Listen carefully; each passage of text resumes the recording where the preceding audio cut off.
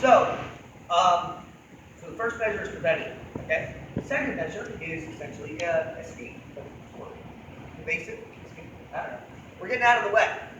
Now that I've established frames, there's one other thing that a frame does that we have to keep in mind, is it keeps them where they are. Okay? By show of hands, how many of you have been underneath the side control with someone who just keeps spinning around you like they're breakdancing? Right? It happens. We need to keep them where they are, or at least keep them in front of us so that when we start moving ourselves, they don't just move with us. Tell me if this looks familiar. I'll help you that. Let's say I get basic frames. Follow me. Anyone been here before? Right? Y'all heard this one before? Right? What I have not done is kept him where he was, or at least kept him from continuing to follow. Okay? So this, I think, hot take, comes as a result of the fact, I believe to be a fact, that we teach shrimps wrong in jiu-jitsu. We teach it totally wrong. Okay? This is what everyone learns from the media. Y'all remember that one, right? Y'all remember that? The fuck is that? Like, seriously, has anyone, let me ask you, has anyone ever done that in a roll and it worked? One time, ever? No, that shit does not work. That does not work. It doesn't work, all right? I feel very strongly about it, okay? A very simple reason why it doesn't work. I'm here, my feet are parallel, my knees are facing the ceiling. If I plant my feet down and I press off of the mat, what direction are my hips going? That way, right? Is that a good way to get my butt to go that way? So why would that work? Right? Okay, so we open. I'm here. So now the idea is, this is the concept. The idea is that with, let's say 150 pounds of human right here, I'm going to lift it up, and then using my obliques, I'm going to crunch in the air and get it away from them so much that I can then recover my feet. Like, logically speaking, does that sound like a good, like if I said, hey, listen, I got an idea for you. How about you bridge 150 pounds with your glutes and then retract all of your own weight with your obliques in a crunching manner? Does that sound like a good deal for y'all? Does that sound efficient? No. Here's the thing about a shrimp, okay? The way a shrimp works, like a real escape from side control, works in a very basic principle, okay? Let's say I'm laying down, okay? I'm laying down on top of something, right? What direction is my weight going? Is it going forward or is it going down? Down, right? Okay? I'm gonna say I'm gonna make a broad statement, then we'll elaborate. Pressure is not omnidirectional, right? Meaning, if right now, my weight is on my shins, going down. My weight is not going that way, that way, that way, or that way. It's a very simple way we can demonstrate it. Albert, we can stand up and say, you guys can stay down. All right? Just stand like this. If I try to lift up Tony's foot, it's heavy, all his weight is going down. If I were to, and don't fall, but if I were to push his weight back, don't step though. So take a big wide step with your left foot behind him. If I were to push his weight onto that other foot, his foot becomes light. Because once his pressure and his weight goes that way, it is not going down anymore. Right? Why is this important? Well, if someone is on top of you, pinning you down in side control, what direction is their weight going? Down. Right? Pressure is not omnidirectional. So what we want to think about as our measure of escaping side control is, I want to imagine like I am a race car, with a little RV race car. Someone's got their foot on top of it. If they're just putting their weight down on the race car and the race car zips it forward fast enough, it's going to get out of there, right? The race car is not going to get out by going up against the pressure. The race car is going to get out by going out where the pressure isn't happening. So, I'm on my back. What I have to do then is make myself the race car, which means I have to get, so if my opponent's body is here, I have to get myself escaping that way. Does that make sense, guys? Right? So we go back to what we worked on in the warm-up. The first step is I have to get my body on my side, and I have to do it in a manner where I could do it. Let me grab it real fast, Tony.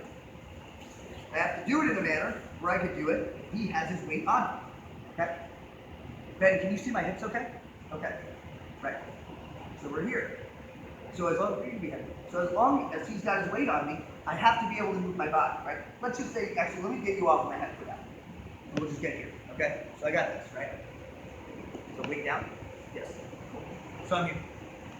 So I have to get on my side. So the first step, and if you guys can't see my feet, that's what you want to be seeing, okay? Because I have to start turning my hips over.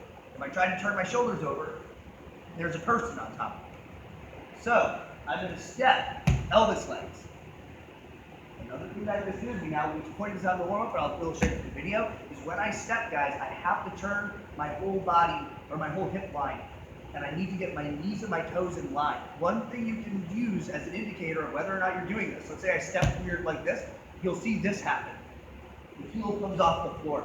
There's a very simple reason why the heel comes off the floor, is that if I step offline and I start opening up my hips, my knee and my ankle are at different lines, which means I'm putting pressure on my knee. Anytime you get your toes offline with your knee, you're putting pressure on your knee. Which means that as I open, my knee naturally is like, no, don't do that, right? And it lifts, your heel lifts to accommodate. And you notice you'll start turning like a ballerina foot. I don't want a ballerina foot if I'm literally planting that foot in the floor to generate power, right? I think it's fair to say that that would not be optimal. From here, I step and I pivot, so everything, you see how my knee and my toe are all in a line. This knee comes up and checks his hip. Okay, so I get this double sort of frame dynamic, right? Framed upper body and framed lower body. Okay? Turn my hips. Now, let me ask you guys a question. If I wanted to elongate my body, would it make sense to push him forward? No, right? What's the direction I need to go? Away. So, I'm going to take this shoulder and get away from it. That's how I need to do it. Very hard for him to collapse me again. Once I get again here, big step and turn. You guys see that hip turn, pivot, and a lot of times when you do this little pivot here, guys, this knee will start wedging inside. Your guys' coney is just kind of getting in there. I press against him, and I take my shoulders away, and I tuck that shoulder behind me as much as I can. From here, guys, look at the direction of my body. So let me get you out of here for just 1 second. Look at the direction of my body facing. I'm completely sideways. Now, based on the alignment of my feet, if I press my foot into the floor, right, I'm going to press myself backward. Like I'm folding like a top, right? Just by aligning my body in the correct direction, I actually press myself, I become that race car. So, we put that all together, you got this. Framing, here, right? Boom, step and hip. Pivot, elongate, tuck that shoulder behind me, and then at this point, sweep my hips. I'm going to get to this point. Now, I'm going to go ahead and cover this part now because I don't want to take up more time with technique. At this point, guys, I got to recover my guard. Common, I don't say error, but like kind of inefficiency that people do is they keep this foot planted and they try to just kind of like press off of it forward. And this is what happens.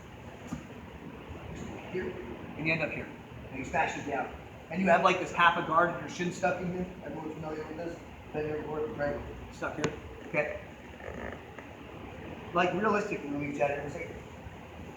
This motion right here, like pressing just with my one foot to shoot my hips under, it's not a super powerful movement with that leg at that alignment.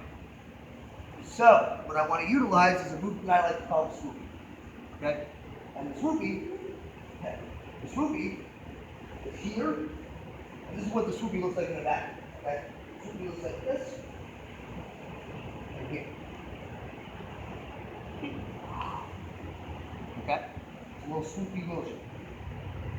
What this helps cultivate, okay, is that once I do everything, so I have my frames, right?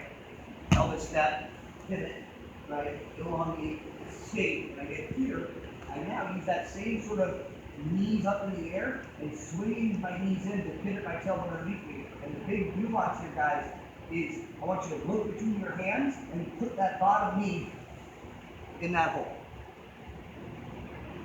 So you see, I didn't plant off of my foot, I swung my feet in. So we go back to this moment here, and I swing. A lot of attack opportunities from here. Just by throwing your hips into the fight rather than like pushing your hips into the fight. Does that make sense, guys? So all together, one more time. Let's see, I'm trying to catch this. But first, we're going to do this little moment. Again, we're being a race car zipping out from underneath me.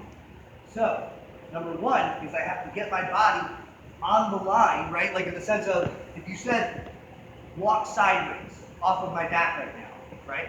You feel like these weird crab steps, which is not the most. If I told you do this as fast as they're driving forward, I think you'd agree that's not realistically going to work. But watch what happens when I do everything right. Do a big elbow step, right? Pivot my hip, elongate my shoulder. Well, now, guys, look, I'm like in a line here, right? So, when you grab this, go back. So, if Kev's just at like the end of me and he's trying to push me back over, you go. I could just run, like I could run from this fight, because now my body is in a line that moves away from me. I'm now the race car. Does that make sense, guys? Like pivoting all the way on my side like that, at that point, escaping my hips is sort of academic. So, all together, for me, get frames, right? And again, I had bicep this whole time. I could add the hip too, here, right? Whatever. I'm here, I step. Pivot, and you hear all that knee starts wedging in, okay? I elongate my shoulders, and at this point, personally, I'll usually double up on the elbow. That's where this will come in. Big escape, and then my knee, my bottom knee is going to come in between my two hands. With a big swing. And recover my arm. That makes sense, everybody? A lot of little details, but like, if you get this thing firing right, we need to turn back. We're here. We got frames. Does a big elbow step, right? So you pivot those hips, perfect. Shoulder goes behind you, right? And then here, I just want you to run away from me. Like, look at this, guys. You see what I'm saying? He could just run. Like, who's that one? That's not Dwight Yoakam, right? Who does that song? Baby Run? Yeah.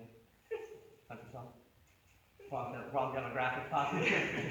For like an early 90s country tune. All right, guys, does that make sense, everyone? Excellent. Part out where we're at. 1, 2, 3.